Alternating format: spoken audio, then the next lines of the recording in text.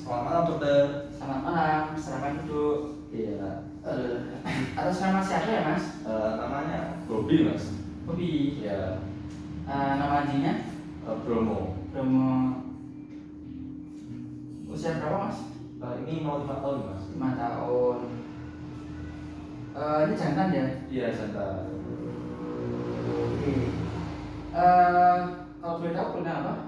Ini sering batuk-batuk kalau di rumah. Batuk-batuk. Iya. Batuknya ini batuk berdahak, batuk kering atau batuk berdarah?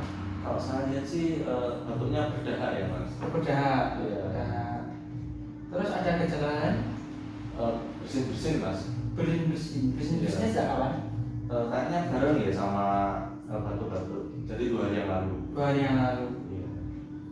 Nafsu makannya gimana? Kayaknya ini juga berkurang sih mas. Nafsu makan. Soalnya Oh. kemarin itu makannya cuma dikit. Kalau minumnya Aman sih dokter. aman ya. Iya.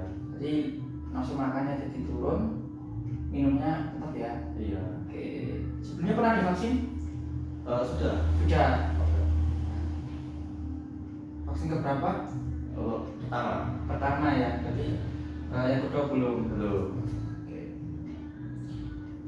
Ini selanjutnya kalau nanti misal udah sembuh, lebih baik divaksin aja ya, supaya lebih aman dari penyakit-penyakit.